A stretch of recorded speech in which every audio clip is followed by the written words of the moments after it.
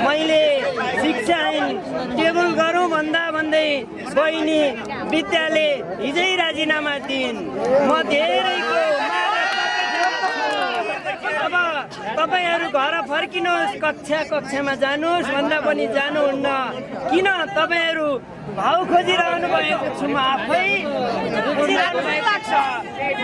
चकित छु।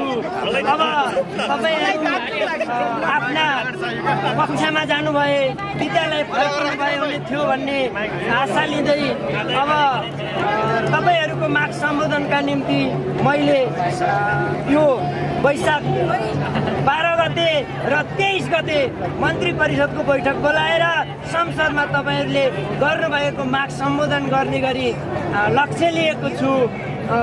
मैले तपाईलाई यो जानकारी गराएँ, शिक्षक महासंघलाई यो जानकारी गराएँ। मेरो श्री 3 महाराजा यस्तो वचन धेरै भयो, यस्तो वचन उधारी छोड्नेवाला छैन। तपाईले आफैले 12 गते नै संसदबाट पारित गरेर शिक्षा ऐन हाम्रो मागलाई सम्बोधन गर्नुपर्छ। मेरो श्री 3 मल्ल महाराजा तपाईलाई यति गर्नु भन भने बालबाटार गुम्बामा होला सिंहदरबार फुटाइ काई केही भाका बन्न तोडी ल्याउलाई मेरो शिक्षकको आन्दोलन, उता राजावादीको आन्दोलन, अनि धेरै पार्टीलाई मिलाएर बनाएको सरकार, त्यसैमाथि तपाईँहरूले तारो देख्नु भएको छ। मैले के गर्ने? ए मेरो श्री तिन, हामी राजा ल्याउन आएका होइनौँ। हामी स्वामीलाई चाहिने शैक्षिक, हामीलाई चाहिने शैक्षिक सुधार, शैक्षिक ऐन ल्याउन आएका हौँ।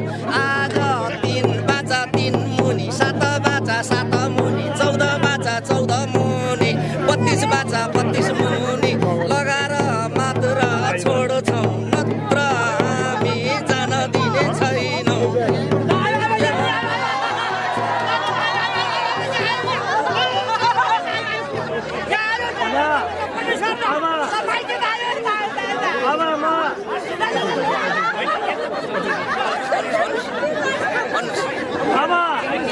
अब तपाईँहरूको आन्दोलन कति समयसम्म रहने हो?